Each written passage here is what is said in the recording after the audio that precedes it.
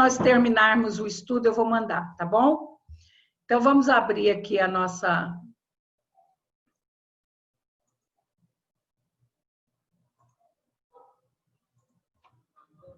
Oh, gente.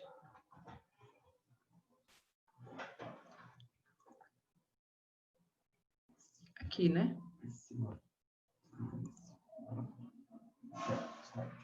Aqui. Prontinho, né? Estão me vendo? Estão vendo a lâmina? Está vendo a lâmina, Marco? Sim, estamos vendo, mano. Tá. Então tá bom. Bom, da outra vez, quando a gente estava estudando a água, nós vimos algumas coisas do livro Nosso Lar, do André Luiz, no capítulo 10, a importância que a água tem no nosso lar. Então, a gente mostrou o Rio Azul, que os processos de alimentação, né, que são feitas na colônia a partir das águas do Rio Azul, o Bosque das Águas, os encontros com altas entidades espirituais no Bosque das Águas, e descobrimos também que todo o volume de água que passa pela colônia, de alguma forma, ele vem para a Terra, né? Ele vem aqui para a Terra e alimenta também os mananciais da Terra. Então, eu estou passando aqui rapidamente, porque essa parte nós já vimos, é só para a gente lembrar, né? Então, depois que a gente viu toda essa parte do nosso lar, nós paramos na lâmina em que nos mostra o que nós vamos aprender sobre a água. Lembrando que nós estamos lá na questão número 586, que estuda os 3 reinos, né? E nós estamos no elemento água, nós terminamos o elemento vegetal, e eu vou dizer para você, ainda tinha muita coisa do elemento da terra, né? E ainda tinha muita coisa do elemento terra por ser visto. Mas, enfim, vimos um pouco dos elementais, dos gnomos, dos duendes, das fadas, né? Aprendemos um pouco sobre os vegetais, o princípio inteligente, né? As plantas de poder, as plantas sagradas, vimos um pouquinho sobre a fitoterapia, os óleos essenciais, a homeopatia, enfim. E muitas pessoas estão me pedindo para falar um pouco sobre os animais, né? Aí eu até tinha pedido uma pessoa que estuda muito sobre a alma dos animais para nos ajudar também. Eu vou ver se eu consigo isso. E aí, assim que a gente terminar o elemento água, ou depois que nós terminarmos os 4 elementos, que ainda tem o ar e o fogo, aí a gente vem nos animais, estudar a alma dos animais, o que é feito, as abordagens de André Luiz sobre esse assunto, né? E aí, o que nós vamos ver nesse estudo das águas? Primeiro, o elemento água em si. Segundo, o elemento água na criação do mundo, não só do planeta, mas do universo. Depois, nós vamos ver as alterações que ocorrem nas moléculas de água diante de uma emoção minha, diante de um pensamento, diante de um sentimento. E aí, qual é a influência dessas alterações dessa molécula de água na água que existe no corpo humano? E a partir disso aí, como que se dá a cura pela água, tá? Depois nós vamos estudar um pouco os elementais da água. Até trouxe uma imagem linda aqui para vocês. É uma imagem idealizada mediunicamente, né? De um elemental da água. Essa aqui é uma ondina, né? Vocês têm muito mais familiaridade com as figuras idealizadas de sereias, né? mas as ondinas também, elas estão mais próximas desse reino dos elementais que nós vamos estudar, da forma mais próxima do que eles são. Porque essas imagens de sereias lindas que a gente vê por aí, tem mais poesia do que a verdade. Todos os elementais, eu acho eles lindos, eu consigo achar esse estereótipo aqui dessa ondina lindo, eu consigo vê-la lindíssima, mas para muitos de vocês, vocês veem como uma aberração, né? Mas as sereias também não são bonitas daquela forma como a gente vê nas figuras que tem por aí, né? Então, como disse Manuel Bandeira, a beleza está nos olhos de quem a vê, né? Então, não dá para elementar. E aí, a água no plano espiritual. A água no plano espiritual a gente já até abordou, a gente trouxe essa parte para o início, que foi um estudo intermediário que nós fizemos num dia que o Bruno não podia falar, né? Então, a gente já falou da água no plano espiritual. Bom, eu trouxe aqui, nós vamos começar com a água na criação do planeta, mas eu não quero abordar do planeta propriamente de só do planeta, eu quero entender a água no universo. Como que é a água no universo? Agora eu quero que vocês prestem muita atenção no que tem lá no livro de Moisés, na Gênese de Moisés. Está escrito assim.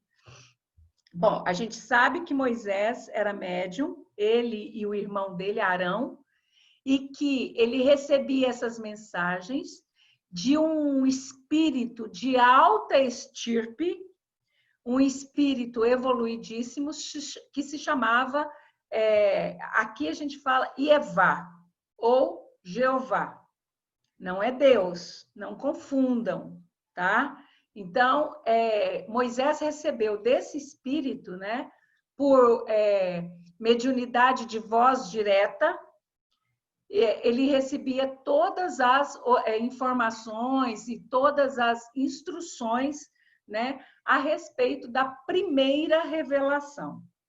Então, olha só, no princípio, criou Deus o céu e a terra. Então, não tinha nada, não existiu o Big Bang, né? A terra, porém, olha só, no princípio Deus criou o céu e a terra. Big Bang. Big Bang. Porém, a terra estava vazia e nua. E as trevas a cobriam a sua face do abismo, porque ela ainda não tinha vida, tá certo? Agora, olha só, ele criou só o céu e a terra, mas o Espírito de Deus era levado por cima das águas. Então, as águas já existiam. Vamos entender essas águas aí. As águas já existiam, né? Disse Deus, faça-se a luz e fez-se a luz. E viu Deus que a luz era boa, e dividiu a luz das trevas. E chamou a luz dia, e as trevas noite. E da tarde e da manhã se fez o primeiro dia. Disse também Deus, faça-se o firmamento no meio das águas. Ele não criou a água até então. A água já estava criada, ela é incriada. Vamos memorizar, vamos entender isso aqui. A água é incriada. Vocês viram? Eu estou começando na Gênese, né? E aí Deus era levado por cima das águas e agora ele separou as águas e pôs o firmamento no meio delas. Então ele separou umas águas de outras águas. As que estavam por baixo do firmamento e as que estavam por cima do firmamento. Aí ele chamou as águas que estavam por cima do firmamento de céu. E da tarde e da manhã se fez o dia segundo dia, né? E disse Deus também, as águas que estão debaixo do céu ajuntem-se no mesmo lugar e o elemento árido apareça. E assim se fez. E chamou a Deus, ao elemento árido, de terra. E chamou aquele agregamento de águas de mares. A única coisa que a gente precisa entender aqui é de onde que saíram essas águas, já que ele não criou as águas.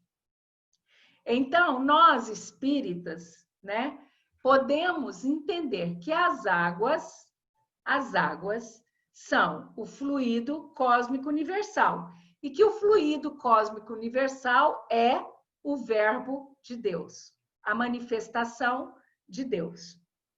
Por isso que o fluido cósmico universal está em todos os átomos, em todos os rincões do universo. São as águas de cima e as águas de baixo, né? E uma das manifestações do fluido cósmico universal é a sua forma líquida, né? A formação em forma de líquido. Agora, aqui nós estamos fazendo uma interpretação da Gênese bíblica com base nos conhecimentos espíritas, né? A ciência nem ousa interpretar essas partes, porque ela já disse que aí já tem um erro, né? Porque já que Deus não criou a água, como é que a água pôde existir? Então, vamos tentar entender como que a água passou a existir. E aqui a gente pode até partir de um princípio, Bruno, do que você falou, que no fogo se faz a água, né? Exato. Então, aqui nós vamos entender isso agora, que no fogo se faz a água. Então, veja bem, esse globo aqui, ó, é a nossa Terra primitiva há 4,5 bilhões de anos atrás. Ou de anos, né? A Ádila agora iria me corrigir. Não se fala de anos atrás, né? Então, no globo terrestre, esse era o estado primitivo do nosso planeta. Ele era incandescente, né? E foi resfriando muito lentamente. Esse resfriamento aqui não se deu em 100 anos, não se deu em 200 anos, não se deu em 2000 anos, tá? Então, o ar era enormemente dilatado, se é que a gente pode chamar de ar, né? E toda a água que existia, é claro que ela era transformada em vapor, e misturada com ar. Mas como a superfície era extremamente quente, ela não permanecia na crosta. E aí ela tornava a evaporar novamente. Não é isso? Então, veja bem, eu estou pulando aqui etapas, tá? Nós estamos no período primário, mas eu estou pulando etapas, porque senão nós vamos ficar nessa história. Inclusive, na quinta-feira, a gente já está vendo um pouco disso, né? Mas só para a gente entender como que se deu essa água aqui no planeta, né? Bom, nesse período primário, que foi o efeito seguinte, já ao começo do resfriamento do planeta, né? Aí aconteceu o quê? A liquefação de algumas matérias que tinha no ar. Nossa, Bruno, você que tinha que explicar isso aqui, né?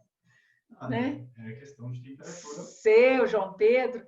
Então, o que aconteceu? Vieram a seguir as águas, né? Essas águas caíram sobre um solo ardente, vaporizavam de novo, caíam novamente em forma de chuvas torrenciais, e isso foi sucessivamente por milhões de anos,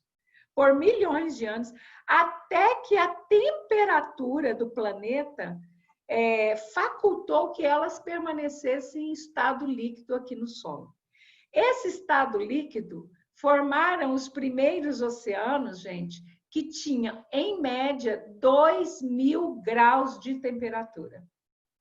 Então, ele era um imenso caldeirão de água em ebulição, né?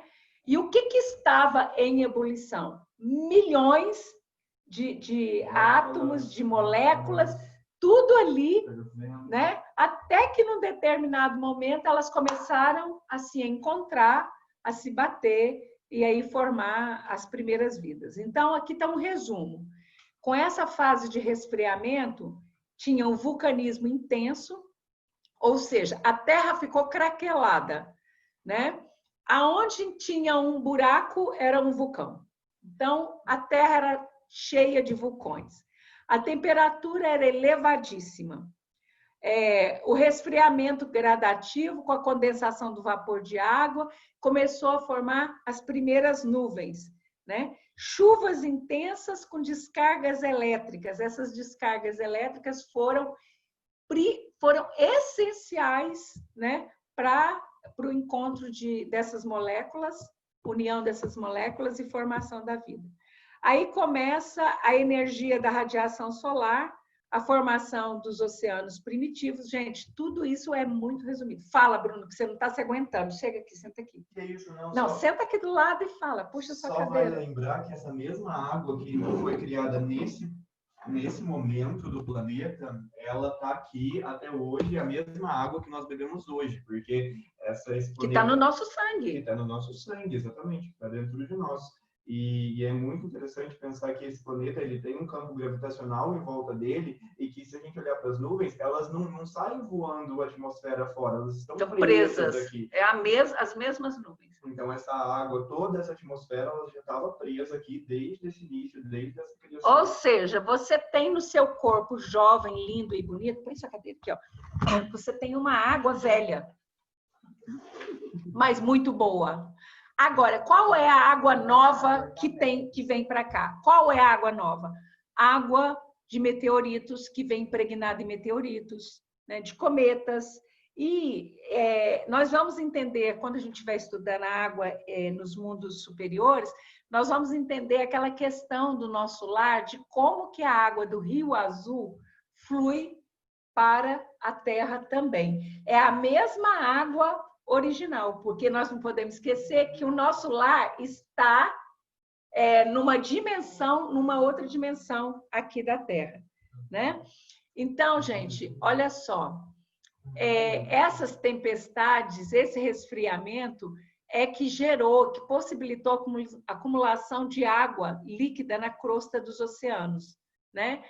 Começaram a surgir os primeiros seres vivos, os primeiros vegetais. Eu não vou entrar muito nessa parte aqui, tá?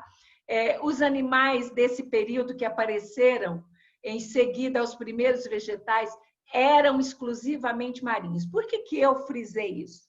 Eu quero que vocês entendam que nós não somos da terra, nós somos do mar. E hoje a ciência já conseguiu provar que nós conseguimos viver por um determinado período de tempo na água. Como isso? Eles criaram condições, existe até no filme, que não é mais ficção, o filme era ficção, não é mais ficção. Nas profundezas, nas zonas profundas, como é que chama aquele filme? Que eles encontram vida extraterrestre no fundo, bem no fundo dos oceanos. Eles usam um capacete, eles injetam uma substância na pessoa, e aí enche o capacete de água para grandes profundidades, tem pressão muito grande, que o oxigênio explodiria, não suportaria. E aí ele começa, os pulmões dele aceitam a troca de oxigênio com aquele líquido. É um líquido preparado, né? Não é a água pura que você coloca lá, é um líquido com uma determinada preparação. Então, quando o filme foi lançado, era ficção. E hoje já está provado que é realidade. Eu fico admirada com essas ficções científicas, eu não acredito em ficção científica. Eu sou da linha da Camila, eu acho que é déjà vu, né? Que nem Júlio Verne. Tudo que Júlio Verne escreveu como ficção científica é verdade e se tornou fato. Só a viagem ao centro da Terra que nós ainda não ousamos, né? Mas daqui uns dias, porque eles já estão perfurando lá na Antártida, e daqui uns dias também se torna realidade. Eu já vou terminar, tá? Oi. Oi. Não, você falando esse negócio do líquido, né? Eu gosto muito de assistir os filmes de viagem interplanetárias, e quando eles vão hibernar, né, para uma viagem que vão durar muito tempo, na verdade, eles ficam dentro de líquidos. Eles passam a respirar através dos líquidos. É isso que você... Quer dizer, nos filmes de hoje já tem essa ideia do líquido, você respirar, entendeu? E outra coisa, igual eu comentei quinta-feira a respeito da aula que eu assisti lá da doutora Mônica Medeiros. Oi. Oi. Olímpio. No útero, nós vivemos na água. Aliás, Olímpio, bem lembrado, por quê? O embrião, no início da sua formação, não tem diferença de um peixe ou de qualquer outro animal. Então, é a recordação, a gente passa por todas as etapas do desenvolvimento que lembra a origem do nosso DNA. Nós somos seres marinhos. Aí, quando a gente pensa em vida, em planetas que vivem no interior da crosta, como em Marte, no interior gasoso, como em Júpiter, no interior diferenciado, líquido, liquefeito, como em Netuno ou como em Saturno, a gente acha estranho. Ai, gente, a forma de vida lá é outra. E nós somos seres marinhos. Eu quis frisar isso, né? Foi muito bem lembrada essa questão do útero, porque você vê, nós passamos 9 meses de nossa existência com os pulmões cheios de líquido, nos alimentando pelo meio aquoso, retirando alimentos do meio aquoso, e na forma de um peixe, de um girino. Quando a gente nasce e dentro de uma banheira, que eram as partes antigas, o bebê nascia nadando. Quando se nasceu as índias que tinham partos em córregos, assim, os bebês já saíam nadando, porque era natural. E, aliás, os bebês têm muita facilidade em aprender a nadar, né?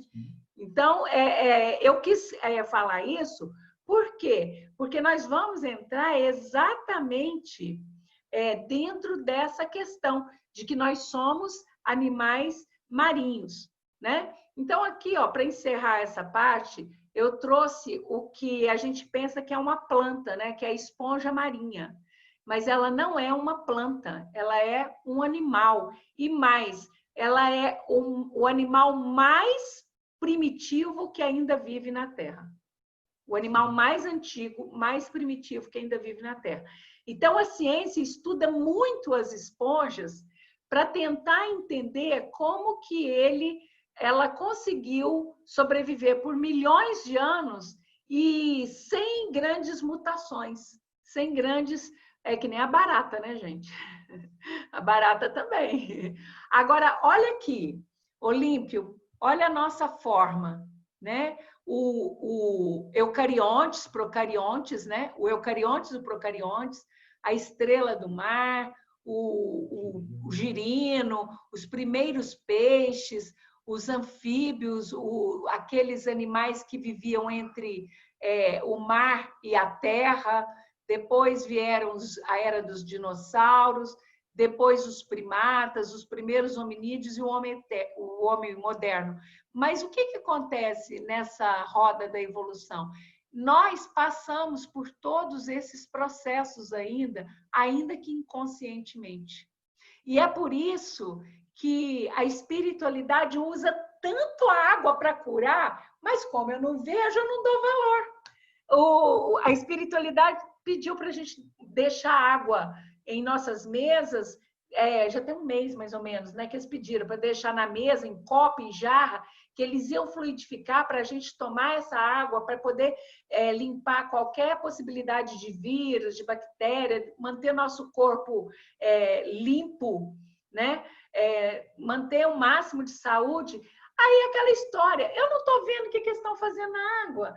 Eu não estou com o microscópio aqui para ver a alteração molecular que houve na água, então eu não dou muita importância. Agora, se é um remédio que eu vou lá na Drogasil e compro, e sai do meu bolso, e é um gosto amargo, aí esse eu sinto, eu vejo, eu cheiro, aí esse eu tomo, e aí esse eu acho que que vai me curar, né? Mas é interessante a gente prestar atenção nessas questões.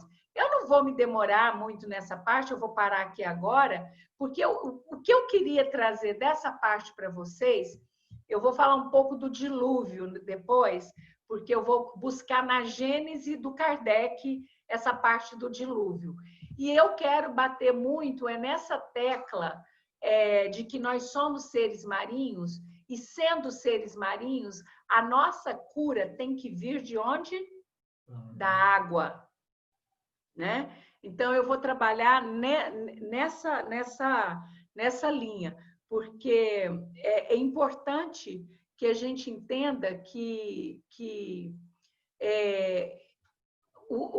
a cura não está no que você coloca para dentro da sua boca, em termos de remédio. Esse é a última etapa, né? A cura é um processo que começa com o equilíbrio.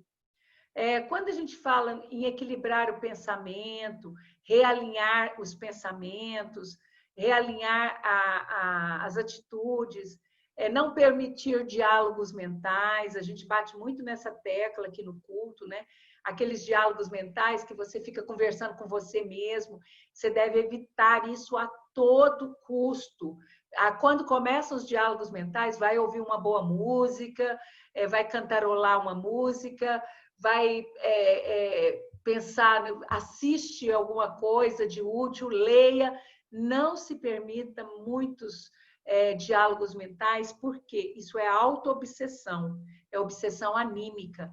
Quando você está conversando com você mesmo, na verdade, você está conversando com uma persona sua.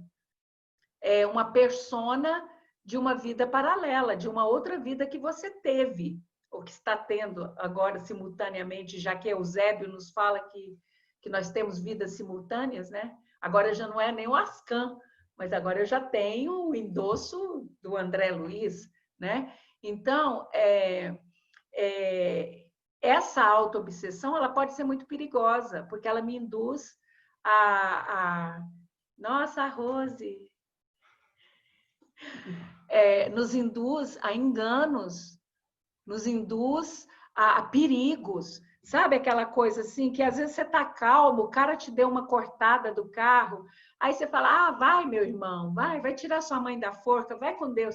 Mas aí você fala assim, não, eu não vou deixar isso ficar assim, não. Ele está pensando que ele é o quê? Uai, eu vou lá atrás dele, tomara que para ali no sinal vermelho, que ele vai ouvir umas poucas e boas. Aí você começa a ficar nesse diálogo mental. Cuidado, né? Cuidado. Então, o que eu preciso fazer? A cura é o equilíbrio mental, o equilíbrio dos chakras, com uma alimentação legal, com respiração legal, com pensamentos bons, né? E já que eu sou 70% água, 70% água, os outros 30% são ossos, músculos, né? Nervos. Eu sou 70% água, então eu tenho que filtrar essa água. Filtrar essa água. Manter essa água pura, boa. Boa de beber. Para eu beber e para os outros beberem também. Né? E só dessa forma eu vou ficar o quê? Em paz e em equilíbrio. Vou ficar de boa. Tá certo? Bom, então no próximo domingo nós temos o Marcos com os aspectos históricos do Evangelho. Eu vou disponibilizar a música para vocês agora, tá? No grupo. E a gente continua com o estudo do elemento água. A gente já vai entrar nessa parte da cura do corpo, das moléculas da água e tudo mais, tá certo? E mais para frente, a gente vem com o estudo dos animais, tá? Para complementar o elemental da terra, tá certo? Então, muito obrigado a todos vocês, muito, muito obrigado. Eu vou pedir ao Euler para fazer a oração para nós hoje, ele está lá em Brasília. Receba meu abraço afetuoso publicamente aqui, eu já falei pessoalmente com você, pelo pai maravilhoso que você é para os nossos 7 filhos e para mim também. Você é meu pai, meu marido, meu irmão, meu melhor amigo, meu companheiro de jornada, meu médium doutrinador, meu médium de sustentação, minha alma gêmea, minha alma gemida. Muito obrigado por você ser quem é e muito obrigado por você aceitar essa empreitada louca, desvairada que é a minha vida, né? Então, muito obrigado por você estar aí comigo e por ser esse parceiro para a vida que Deus me deu. Se você não fosse a minha alma gêmea, daqui para frente eu queria que tornasse. Tá certo? Então, a oração é com você aí. Boa noite a todos. Vamos nos lembrar, mais uma vez, que hoje é o Dia dos Pais. Ou melhor, o dia em que se comemora essa data. Quero transmitir a todos os pais desse grupo meu abraço fraternal, a expectativa de que temos que nos lembrar o tempo todo que somos pais, mas não donos dos nossos filhos. Cada um aprenda conosco, através do bom exemplo, dos bons ensinamentos, a melhor forma de guiarem suas vidas e promoverem o seu crescimento. Então, com essas palavras de valorização dos pais, de exemplificação de ensinamento para os nossos filhos, nós agradecemos a espiritualidade maior, as orientações e esclarecimentos apresentados nesta noite. Que esses ensinamentos possam fazer parte de nosso dia a dia e muito mais do que fazer parte. Temos a coragem de colocá-los em prática em nossas ações do dia a dia. E assim, com a oração que o Senhor nos ensinou, Pai nosso que estais nos céus, santificado seja o vosso nome. Venha a nós o vosso reino. Seja feita a vossa vontade, assim na terra como nos céus. O pão nosso de cada dia nos dai hoje. Perdoai as nossas ofensas, assim como nós perdoamos a quem nos tem ofendido. E não nos deixeis cair em novas tentações, mas livrai-nos da prática de todo mal. Porque teu o reino, o poder e a glória para todos sempre. Que assim seja. Amém. Ave Maria, cheia de graça, o Senhor é convosco. Bendita sois vós entre as mulheres. Bendito é o fruto do vosso ventre, Jesus. Santa Maria, Mãe de Jesus, rogai por nós, os pecadores, agora e na hora de nossa morte. Amém. E assim, com essas duas singelas orações, encerramos o nosso culto desta noite. E que a espiritualidade maior que esteve presente em cada um dos lares que assistiram nesse momento, deixando ali as suas bênçãos, os seus ensinamentos, a sua orientação e o seu esclarecimento, e a condução de todos aqueles espíritos que ali estavam, necessitados de amparo, necessitados de tratamento, e foram conduzidos aos devidos locais. E assim, Senhor, muito obrigado a todos. Uma boa semana, com muita paz e harmonia para vocês. Tudo de bom. Boa noite. Boa noite, muito obrigado. Eu quero dar as boas-vindas ao Ruberval. Ô, Ruberval, seja bem-vindo. Cadê o Ruberval? Me perdi dele aqui. Acho que ele saiu agora. Ah, tá aqui. Ruberval, seja bem-vindo, tá? Nossa família. Aqui nós somos todos amigos, todos irmãos. Eu espero que você se sinta muito acolhido, viu? E fique à vontade para participar, tá? E perguntar, falar, estudar conosco. Aqui é um grupo aberto de livre pensamento, tá bom? Quinta-feira nós temos o nosso estudo da semana, né, do livro Mundo Maior. E, se Deus quiser, teremos uma semana de muita paz, de muita saúde, com muitas coisas boas acontecendo, porque, com certeza, Jesus está nos abençoando, está nos protegendo, está nos preparando momentos de muita paz e de muita harmonia. Então, um beijo no coração de todos vocês. Irmãozinho Ribamar, querido, eu estou em Uberaba de novo, Ribamar, e você está em Brasília. Estou aqui. Então, um grande abraço e até quinta, se Deus quiser. Tchau para vocês.